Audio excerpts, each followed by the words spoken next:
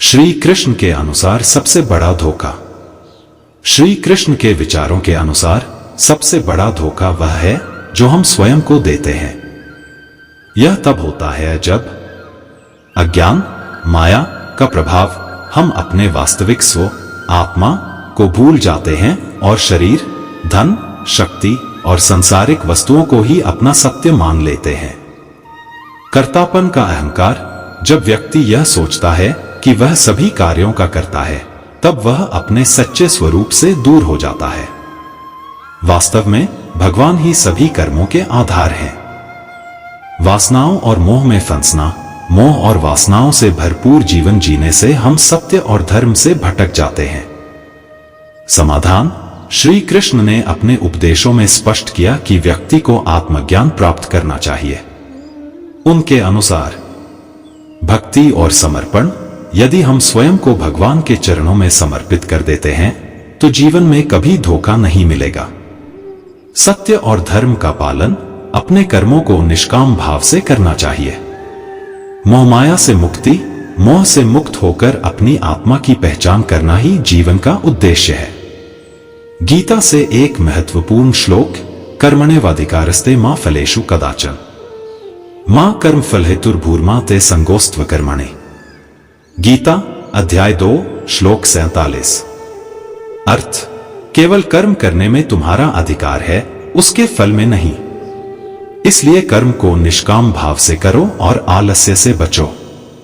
इस विचारधारा के अनुसार आत्ममोह और स्वार्थ ही हमें सबसे बड़ा धोखा देते हैं। यदि हम अपनी दृष्टि को सत्य की ओर केंद्रित करें और भगवान में विश्वास रखें तो जीवन में कोई भी धोखा नहीं दे सकता। एक सबसे बड़ा धोखा, स्वयं को भूल जाना। श्री कृष्ण के अनुसार जब व्यक्ति अपने वास्तविक स्वरूप अर्थात आत्मा को भूलकर अपने आप को शरीर, मन और सांसारिक वस्तुओं से जोड़ लेता है, तब वह सबसे बड़ा धोखा खाता है। माया का प्रभाव, यह संसार एक माया है। हमें यह समझना चाहिए कि जो चीजें अस्थायी हैं, वे हमारे सच्चे अस्तित्व का हिस्सा नहीं है। स्वयं के प्रति अज्ञान, व्यक्ति अपनी इच्छाओं और वासनाओं के कारण भ्रमित हो जाता है। यह भ्रम ही आत्मा को सत्य से दूर करता है। गीता का संदर्भ, मया तत्मिदं सर्वं जगद व्यक्त मूर्तिना मस्तानि सर्वभूतानि न चाहतेष्वस्थितः। गीता अध्याय 9 श्लोक 4। अर्थ, मैं अपनी अव्यक्त माया के द्वारा इस पूरे संसार में समाया हुआ हूं। सभी प्राणी मुझ में स्थित हैं, लेकिन मैं उनमें नहीं हूं। यह संदेश हमें सिखाता है कि हमें सांसारिक मोहमाया में नहीं फंसना चाहिए। स्वार्थ और लोभ का त्याग। श्री कृष्ण बताते हैं कि स्वार्थ और लोभ जीवन में सबसे बड़ी बाधाएं हैं। ये हमारे भीतर नकारात्मकता पैदा करते हैं और हमें अधर्म के मार्ग पर ले जाते हैं। स्वार्थ का परिणाम, स्वार्थी व्यक्ति केवल अपने हित के बारे में सोचता है और दूसरों को धोखा देने में संकोच नहीं करता। धर्म का पालन, हमें अपने कर्म धर्म के अनुसार निष्काम भाव से करने चाहिए। मोह और भ्रम का परिणाम, संसार में अटक जाना। जब हम अपने रिश्तों, संपत्ति या इच्छाओं के प्रति अत्यधिक आसक्त हो जाते हैं तो यह हमें आत्मज्ञान से दूर कर देता है। धर्म से भटकाव, मोह के कारण व्यक्ति गलत निर्णय ले सकता है और अधर्म के मार्ग पर चल पड़ता है। भ्रम की जड़, मोह ही भ्रम की जड़ है जो हमें सत्य को देखने से रोकता है। श्री कृष्ण का संदेश, ये ही संस्पर्शजा भोगा दुःख्यो न एवते आद्यंतवंतः कौन्तेय न तेषु रमते बुध। गीता अध्याय 5 श्लोक 22। अर्थ, इंद्रियों के विषयों से मिलने वाले भोग दुख का कारण हैं, क्योंकि उनका प्रारंभ और अंत निश्चित है। बुद्धिमान व्यक्ति इनसे आसक्त नहीं होता। अपने कर्तव्यों का पालन करना धर्म। श्री कृष्ण ने बताया कि व्यक्ति का सबसे बड़ा धर्म उसके कर्तव्यों का पालन करना है। कर्तव्य से भागना स्वयं के प्रति और समाज के प्रति धोखा है। निष्काम कर्म योग, अपने कार्य को बिना किसी फल की चिंता किए करना ही सच्चा धर्म है। धर्म का महत्व, धर्म का अर्थ केवल पूजा पाठ नहीं, बल्कि सत्य और न्याय के मार्ग पर चलना है। श्री कृष्ण का उपदेश। स्वधर्मे निधन श्रेयः परधर्मो भयावह। गीता अध्याय 3 श्लोक 35। अर्थ, अपने धर्म का पालन करते हुए मृत्यु भी श्रेयस्कर है। सबसे बड़ा अज्ञान ईश्वर को भूल जाना। श्री कृष्ण ने यह भी कहा कि सबसे बड़ा अज्ञान तब है जब मनुष्य यह भूल जाता है कि वह ईश्वर का अंश है। ईश्वर के प्रति विश्वास, जब व्यक्ति अपने जीवन के सभी कार्यों को भगवान को समर्पित करता है तो वह धोखा और भ्रम से मुक्त हो जाता है।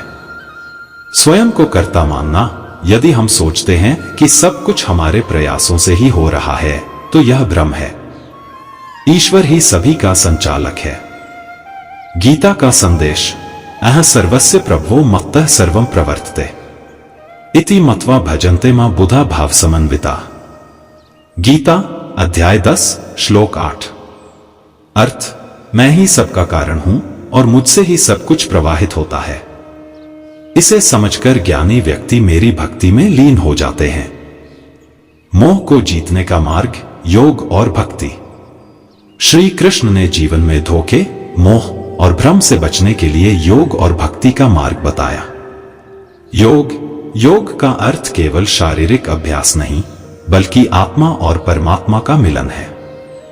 भक्ति, जब व्यक्ति ईश्वर के प्रति समर्पित होकर बिना स्वार्थ के भक्ति करता है तो वह सांसारिक बाधाओं से मुक्त हो जाता है। ज्ञान प्राप्त करके व्यक्ति सही और गलत का भेद समझ सकता है। निष्काम कर्म ही जीवन का आधार है। श्री कृष्ण ने निष्काम कर्म को जीवन का सबसे बड़ा धर्म बताया। उनका संदेश था कि व्यक्ति को अपने सभी कार्य निस्वार्थ भाव से करना चाहिए। फल की चिंता न करें। जब हम अपने कर्म के फल की अपेक्षा छोड़ देते हैं तो हम किसी प्रकार के धोखे और भ्रम से बच सकते हैं।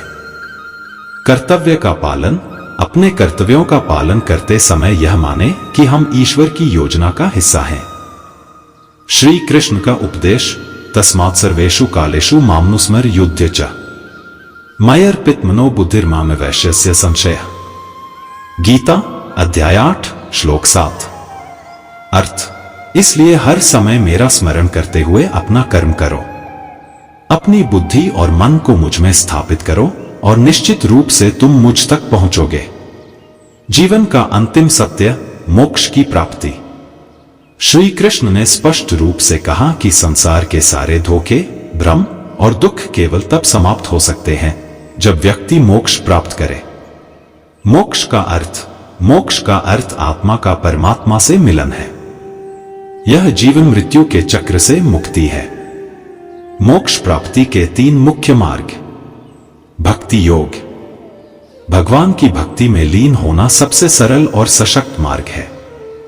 अपनी सभी इच्छाओं और कर्मों को भगवान को अर्पित कर देना चाहिए।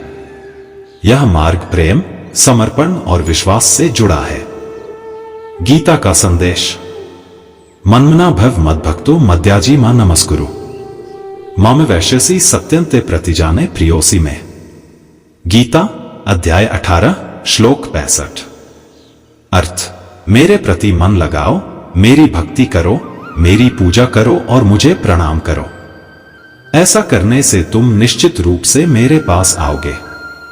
2 ज्ञान योग, यह मार्ग व्यक्ति को सच्चे ज्ञान की ओर ले जाता है। अज्ञान का नाश कर आत्मा का साक्षात्कार करना ही ज्ञान योग का उद्देश्य है। यह मार्ग समझदार और विवेकशील व्यक्ति के लिए है जो सत्य को तर्क और अनुभव से जानना चाहता है। श्री कृष्ण कहते हैं, न ही ज्ञानं सदृशं पवित्रमिह विद्यते। गीता अध्याय 4 श्लोक 38। अर्थ, इस संसार में ज्ञान के समान पवित्र कुछ भी नहीं है। 3 कर्म योग, अपने सभी कार्य ईश्वर को समर्पित कर निस्वार्थ भाव से करना। यह मार्ग संसार में रहते हुए भी मोक्ष प्राप्त करने का उपाय है।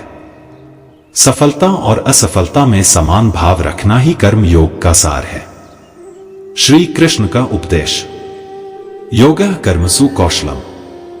गीता अध्याय 2 श्लोक 50। अर्थ, योग कर्म में दक्षता का नाम है। धोखे से बचने के लिए श्री कृष्ण के निर्देश, आत्मा का साक्षात्कार करें। यह समझें कि आप शरीर नहीं, आत्मा हैं। आत्मा अमर है और शरीर नश्वर। अहंकार और लोभ का त्याग करें। अहंकार व्यक्ति को सत्य से दूर करता है। लोभ मोह का द्वार है। संगति का ध्यान रखें। अच्छे और धर्मपरायण लोगों के साथ रहें जो आपको सत्य का मार्ग दिखाएं। सत्य का अनुसरण करें। सत्य ही धर्म है और धर्म ही मोक्ष की ओर ले जाता है। 5. ईश्वर पर विश्वास रखें। जीवन की सभी चुनौतियों और कठिनाइयों में भगवान पर भरोसा रखें। निष्कर्ष, श्री कृष्ण के अनुसार सबसे बड़ा धोखा अज्ञान, अहंकार और मोह है जो व्यक्ति को आत्मा की वास्तविकता और ईश्वर के सत्य से दूर ले जाते हैं। इसका समाधान ज्ञान, भक्ति और कर्म के संतुलन में है।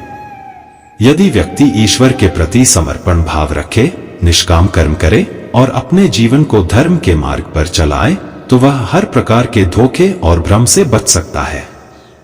मोक्ष ही जीवन का अंतिम लक्ष्य है और श्री कृष्ण के उपदेश हमें इस मार्ग पर चलने की प्रेरणा देते हैं।